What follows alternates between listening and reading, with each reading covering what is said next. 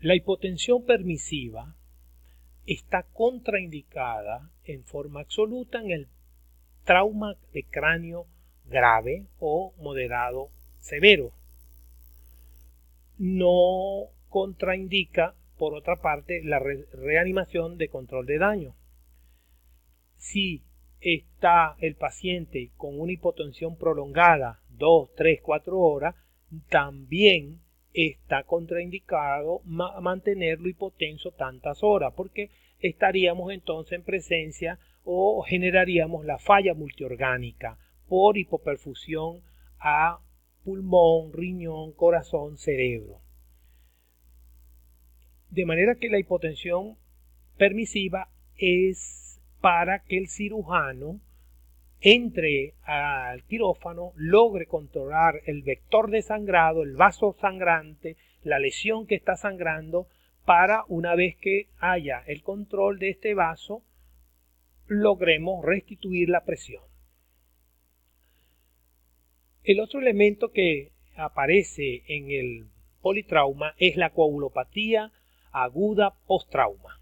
Es un síndrome de sangrado no quirúrgico en mucosa, superficie serosa, heridas, accesos vasculares, los cuales continúan sangrando posterior a controlar el sangrado de la lesión del vaso. Es lo que se conoce, los cirujanos lo conocen como hemorragia en capa. Se debe a una depresión profunda de las proteínas, de la coagulación, de los factores de la coagulación, un deceso importante de plaquetas que se consumen durante el proceso de las múltiples lesiones del trauma, al igual que en situaciones donde los productos de coagulación pueden estar presentes pero no funcionan. ¿Cuál es la forma ideal para reanimar a un paciente severamente traumatizado con sangramiento masivo? Simplemente devolverle al paciente la sangre que perdió. Es decir, debe de reanimarse con sangre, plasma y plaqueta o crioprecipitado si el sangramiento ha sido importante. Entonces la coagulopatía temprana en trauma es una situación que se presenta como un evento primario. Casi todos los pacientes traumatizados al ingreso a la sala de emergencia ya tienen coagulopatía por temprana, 25% de los pacientes. Esto se debe a la generación del factor tisular producido durante el trauma, la pérdida de continuidad de los endotelios, se expone el factor tisular y comienza la formación de fibrina, que es un patrón de coagulación intravascular diseminada que posteriormente se agrega la fibrinolisis, disminución de plaquetas, alteración de los factores de coagulación, PT y PTT, disminución de fibrinógeno, aumento de los productos de degradación de fibrinógeno, disminución de la antitrombina 3. Todo ello puede llevar entonces en días a un síndrome de respuesta, a un síndrome de falla multiorgánica, SDRA, distrés respiratorio y al final la muerte de estos pacientes, que es el tercer modo de muerte en el paciente de trauma, ¿verdad? La tercera curva de muerte en pacientes que han sobrevivido al trauma y a la primera semana. La coagulopatía entonces se presenta en el 8 a 10% de cualquier trauma y si es severo en el 25%. Se produce esta coagulopatía aguda post-trauma. ¿Cuáles son los factores que predicen que el paciente tiene una coagulopatía por trauma? Un score ISS mayor de 25. Usted le hace unos gases al paciente y tiene menos de 7,10 de pH o está hipotérmico, menos de 34 centígrados de temperatura, grados centígrados, una sistólica menor de 70. Si no tiene estos factores, uno de estos factores, la probabilidad es 1%, pero si tiene un factor es de 10 a 40 y si tiene los 4 factores arriba señalados, el 98% de estos pacientes tienen una coagulopatía aguda post-trauma. La coagulopatía provoca la déficit de factores de coagulación, inhibición de la cascada de coagulación, disminución cuantitativa y cualitativa de los factores de coagulación, disminución de la tasa de reacción de la cascada de coagulación y disminución de la concentración también del trombosano A2. favorece el sangrado, mayor hipoperfusión, necesidades de transfusiones, lo cual produce mayor hipotermia, ya que la mayoría de nosotros transfundimos la sangre fría. La coagulopatía va a ser mucho más grave dependiendo del número de transfusiones. Mientras más transfusión, mayor mortalidad. En relación a los hemocomponentes, la relación que actualmente lo indica en la reanimación de control de daño, la hemostasia, reanimación hemostática, debe ser plasma, como ya vimos, concentrado globular y plaqueta 1-1-1. Si usted solo transfunde concentrado globular, va a producir coagulopatía dilucional porque no le transfunde factores de coagulación ni plaquetas que participan en los mecanismos de coagulación para evitar el sangrado. Ideal entonces sería utilizar sangre total fresca que tenga menos de 7 días de almacenada. Sin embargo, esto es más difícil, pero en los hospitales de trauma se mantiene sangre fresca para estos casos de trauma grave. Fíjense, 500 cc de sangre, al compararlo con la reanimación hemostática, la sangre total tiene 38 a 50 de hematocrito, depende de la hemoglobina del donante. Unas 150.000 a 400.000, factores de coagulación los tiene todo 100% y el fibrinógeno tiene un aproximado de 1.500 miligramos por 500 cc de sangre.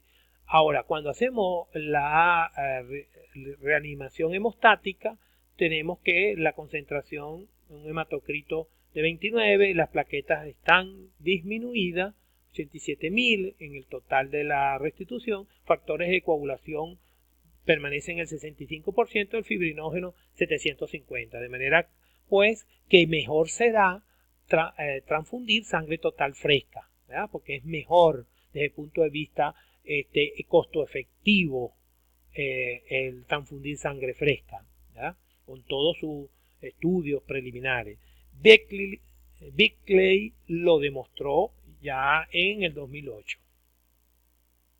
La coagulopatía, cuando tenemos ya la coagulopatía instalada, el crioprecipitado aporta 125 miligramos de fibrinógeno.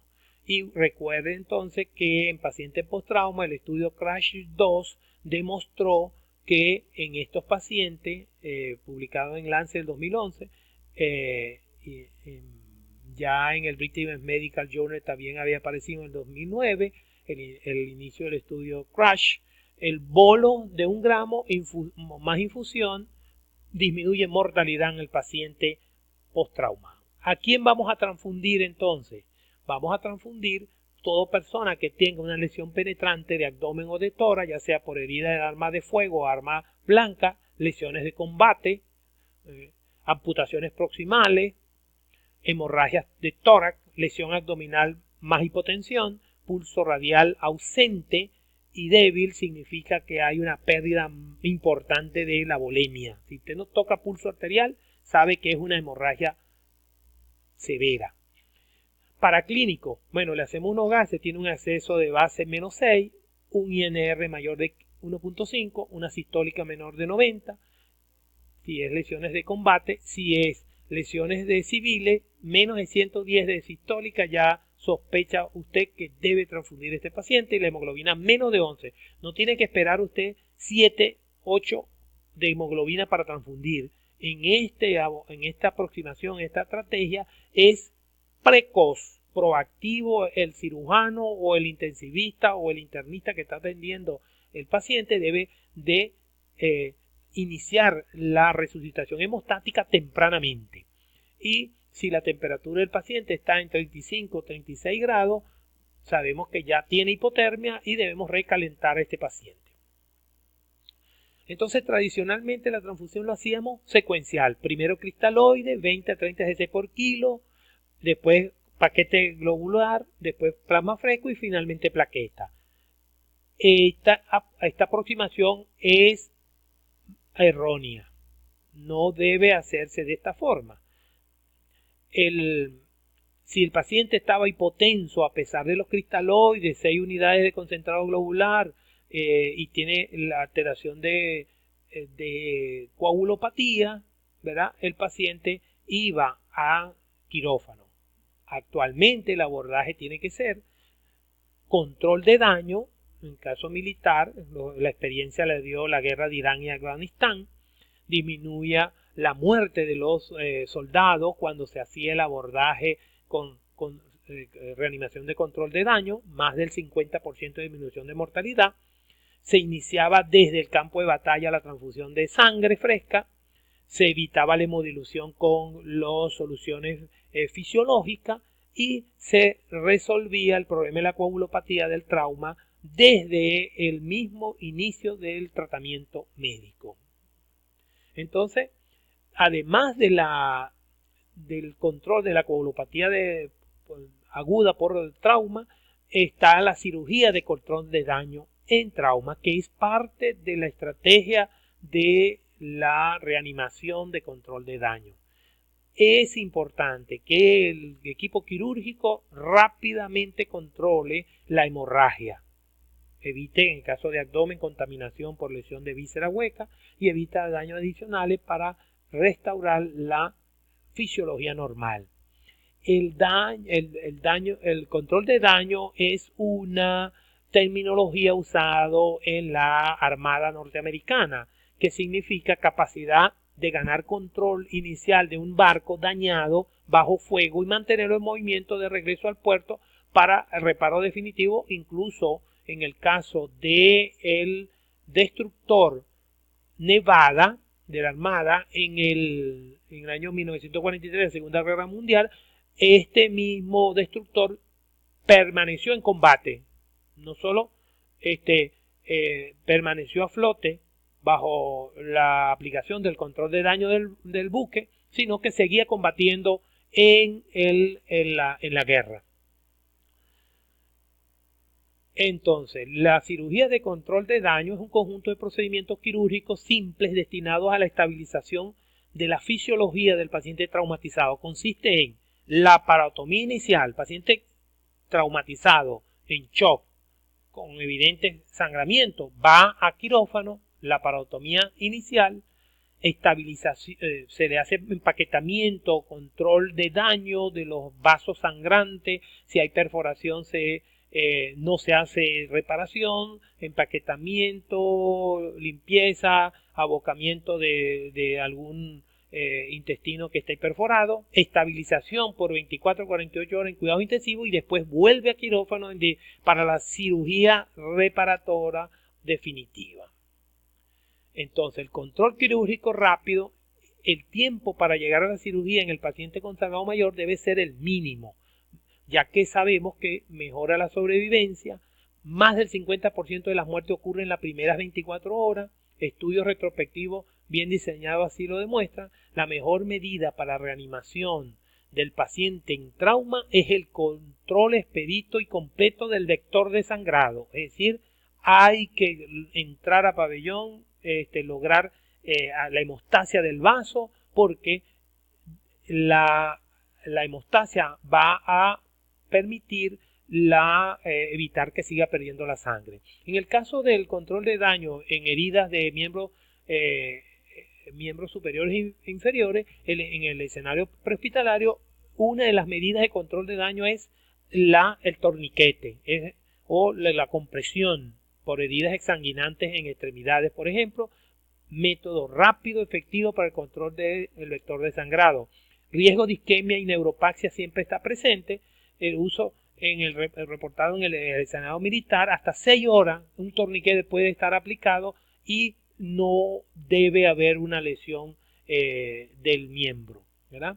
Minimizar el tiempo del torniquete, es decir, traslado inmediato a un área quirúrgica para resolver la situación. Y es importante el apoyo diagnóstico. En una sospecha de un trauma con hipotensión, los pacientes que están en sospecha de trauma tóraco-abdominal debe de uso temprano de la tomografía o ecografía FAG. El ECOFAG es mucho más rápido que la tomografía. Se hace en el box de urgencia, en la unidad de choque y trauma.